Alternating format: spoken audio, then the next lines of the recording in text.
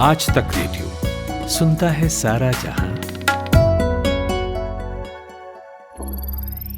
ज्ञान ध्यान।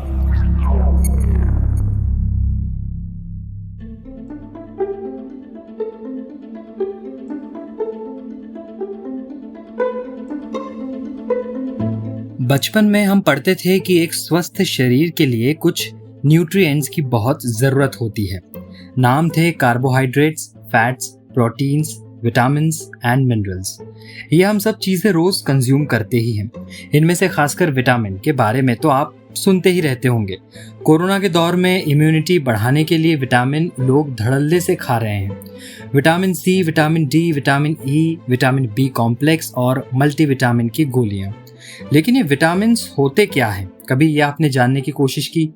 छोटी छोटी गोलियों और कैप्सूल्स में ऐसा क्या होता है जो जीवन रक्षक साबित होती है? इन्हें आधुनिक युग का मैजिक पिल्स क्यों कहा जाता है? क्योंकि आज से 100 साल पहले तक विटामिन्स की गोलियों का कोई अस्तित्व नहीं था। तो फिर कब और कैसे हुआ ये चमत्कार? आज के ज्ञान ध्यान में हम बात करेंगे विटामिन्स के आविष्कार और इस्तेमाल की। छोटी छोटी गोलियों की शक्ल में आने वाली इस माइक्रो न्यूट्रिशंट्स ने आखिर कैसे बदल दी इंसानों की जिंदगी। नमस्कार, मेरा नाम प्रतीक वाघमारे है और आप सुनना शुरू कर चुके हैं आज तक रेडियो पर ज्ञान ध्यान।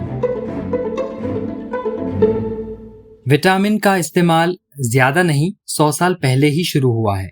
खोज करने वाले का नाम था क्रिस्टियान एकमैन। ये एक डच डॉक्टर और फिजियोलॉजी के प्रोफेसर थे। एकमैन को खाद्य पदार्थों में विटामिन के होने का पता अचानक ही चला था जब 1890 में वो कैदियों में बड़े स्तर पर हो रही बेरी जैसी बीमारी की स्टडी के लिए जावा गए थे। जावा में कुछ महीनों तक बीमार कैदियों की जांच पड़ताल करने पर उन्हें लगा कि इस बीमारी का कारण कोई अज्ञात बैक्टीरिया है। लेकिन एक दिन अचानक उनका ध्यान अपनी लेबोरेटरीज की मुर्गियों की ओर गया। मुर्गियों को ध्यान से देखने पर उन्हें मालूम हुआ कि पहले जब इन मुर्गियों को कैदियों का बचा राशन चारे के रूप में दिया जा रहा था तब इनमें भी बेरी के लक्षण दिखाई दे रहे थे। लेकिन जब से चारा बदल दिया गया है तब से कुछ महीने के अंदर ये मुर्गियां पूरी तरह ठीक हो गई हैं। आगे जब उन्होंने और जांच पड़ताल की तो उन्हें पता चला कि मुर्गियां जब स्वस्थ थी तब उन्हें भूरा चावल यानी अनपॉलिश्ड राइस चारे के रूप में दिया जाता था। वही जब उनमें कैदियों की तरह बेरी के लक्षण दिखने लगे थे उस वक्त उन्हें कैदियों को दिया जाने वाला सफेद चावल चारे के रूप में दिया जाता था। मुर्गियों के चारे में हुई बदलाव की इस घटना से एकमैन ने ये कंक्लूजन निकाला कि सफेद चावल में भूरे चावल के विपरीत किसी आहार या ऐसे तत्व की कमी होती है जिससे शरीर में लगातार कमी से कैदियों के साथ साथ मुर्गियों में भी ये बीमारी हो रही है। उन्होंने उस समय सफेद चावल में कमी उस तत्व का नाम एंटी बेरी फैक्टर रखा था। हालांकि साल 1895 में बीमार होने के कारण वो बेरी पर अपना रिसर्च जारी नहीं रख पाए। लेकिन आगे के सालों में उनके उस अध्ययन पर हुए रिसर्च वर्क से पता चला कि सफेद चावल में जिस तत्व की कमी की बात वो कर रहे थे वो तत्व थियामीन था, जिसे आज विटामिन B1 के नाम से जाना जाता है। इसी विटामिन की कमी से शरीर में बेरी जैसा रोग होता है। शरीर के लिए जरूरी अभी तक कुल 13 विटामिन की खोज हो चुकी है। वर्तमान में जितने भी विटामिन हैं उनकी पहचान वैज्ञानिकों द्वारा 1913 और 1948 के बीच ही कर ली गई थी। तो ये थी विटामिन के खोज की कहानी। अब जानते हैं कि विटामिन शब्द का नामकरण कैसे हुआ। सबसे पहले विटामिन शब्द का नामकरण पॉलिश बायोकेमिस्ट कैसिमिर फंक ने 1912 में किया था। विटामिन शब्द 2 शब्दों से मिलकर बना है, विटा प्लस एमीन। यहाँ विटा का मतलब है जीवन और एमीन शरीर में पाया जाने वाला एक एलिमेंट है। अब जैसा कि मैंने बताया कि विटामिन्स कई तरह के होते हैं, तो वो कौन से विटामिन्स हैं? सुनिए हमारी एक्सपर्ट मिस मीनल शाह को, जो मुंबई के फोर्टिस अस्पताल में न्यूट्रिशनिस्ट थेरेपिस्ट हैं। तो विटामिन जो है वो 2 प्रकार के होते हैं। विटामिन को एक्चुअली हम बोलते हैं वाइटल न्यूट्रिएंट्स, मतलब ये ऐसे न्यूट्रिएंट है जो बहुत छोटे मात्रा में लेकिन बहुत जरूरी होते हैं शरीर के लिए। And there are 13 vital nutrients. Vitamin जो है वो 13 है, पर वो 2 प्रकार के होते हैं। एक होते हैं फैट सोल्यूबल विटामिन और एक होते हैं वाटर सोल्यूबल विटामिन। तो जो वाटर सोल्यूबल वाइटामिन है वो जैसे नाम सजेस्ट करता है वाटर सोल्यूबल, मतलब वो पानी में घुलने वाले वाइटामिन है। तो ये बॉडी स्टोर कर देता है ऑन रेगुलर बेसिस अगर एक्सेस में है तो इसे हमें रोज के रोज रिप्लेनिश करना पड़ता है, यानी रोज के रोज हमें ये विटामिन कंज्यूम करने पड़ते हैं। और रही बात वाइटामिन जो फैट सोल्यूबल है, वो उसके एब्जॉर्प्शन के लिए थोड़ा सा फैट लगता है, वो फैट की एब्सेंस है, मतलब ऑयल है, बटर है, घी है, मतलब ऐसे कोई ना कोई फैट सोर्सेज लगते हैं। और इन एब्सेंस ऑफ फैट ये वाइटामिन एब्जॉर्ब करने डिफिकल्ट हो जाते हैं, बॉडी एब्जॉर्ब नहीं कर पाता है। तो ये दो प्रकार के जो वाइटामिन है ये हमें जरूरी है कि हम रोज लें, बट जो फैट सोल्यूबल वाइटामिन है वो बॉडी स्टोर कर पाता है, यानी वो हम फैट स्टोर जैसे होता है हमारे शरीर में, वैसे बॉडी वाइटामिन को भी साथ में स्टोर कर लेता है। तो ये हम एक बल्क में या फिर करेक्शन डोज लेके हम उसको मेंटेन कर पाते हैं। इसका बेस्ट एग्जांपल है विटामिन डी। तो विटामिन डी हमारा बॉडी स्टोर करता है, तो we do not have to have vitamin D every day, भले रोज खाए तो थोड़ा थोड़ा करके उसका जो रिकमेंडेड अलाउंस है, डाइटरी अलाउंस, वो हमें लेना है।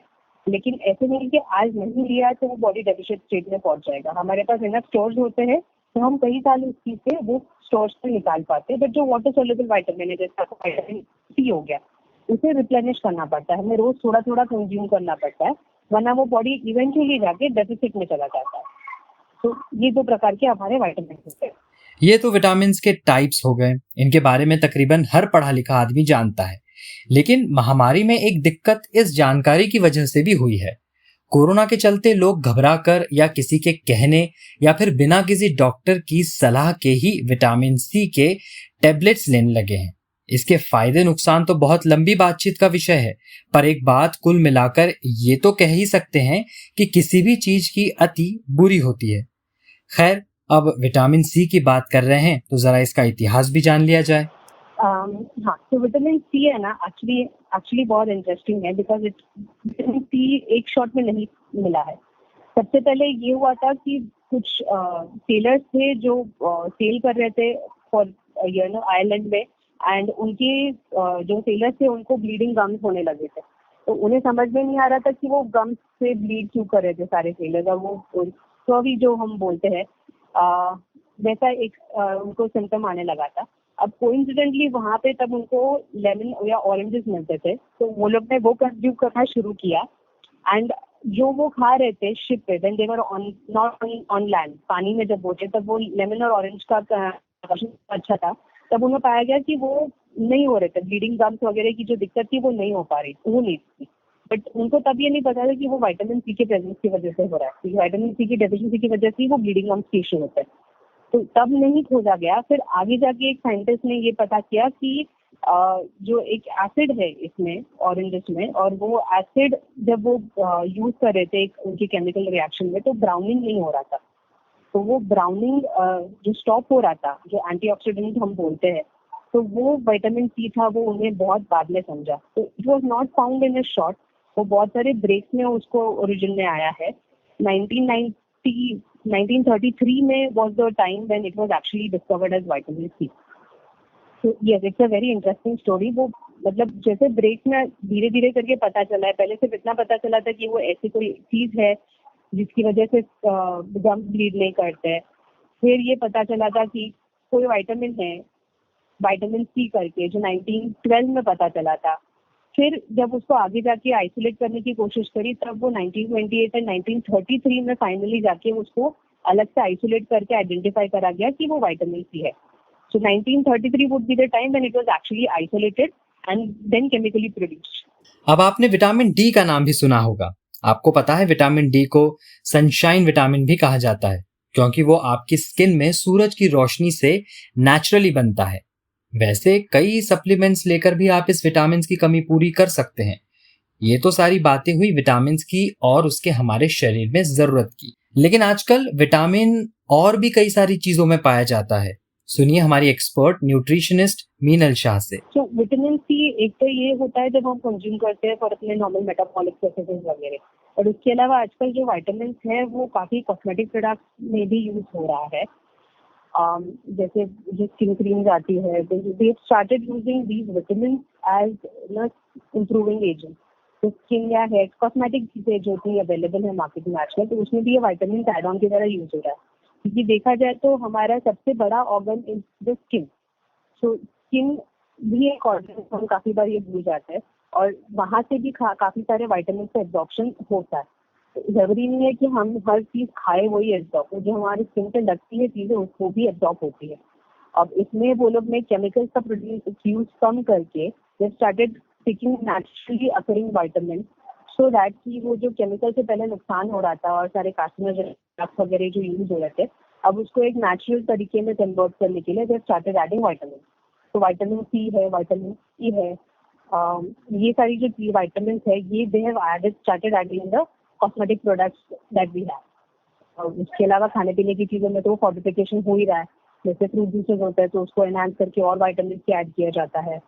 और जो आपके मल्टीग्रेन आटेज है या फिर आपका ऑयल है उसको भी थोड़ा एनहांस किया जाता है बाय एडिंग विटामिन ई या फिर कैल्शियम या आयरन ऐड होता है खाने की चीज़ों में। मिल्क में कैल्शियम फोर्टिफिकेशन और ज़्यादा हो जाता है, तो वो सारी चीज़ें तो हो ही रही है। सो फूड फोर्टिफिकेशन भी है और कॉस्मेटिकली भी यूज हो जा रहा है।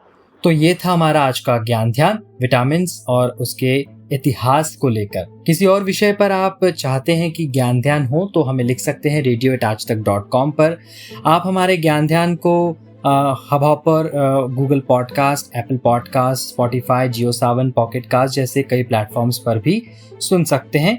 और आपको कोई सलाह, शिकायत और कुछ भी कहना हो तो आप radio@aajtak.com पर हमें लिखकर भेज सकते हैं। तो इस विषय पर रिसर्च की थी हमारी सहयोगी वैशाली ने और इसे प्रोड्यूस किया था हमारी सहयोगी खुशबू ने। मेरा नाम प्रतीक वाघमार है और सुनते रहिए आज तक रेडियो। नमस्कार।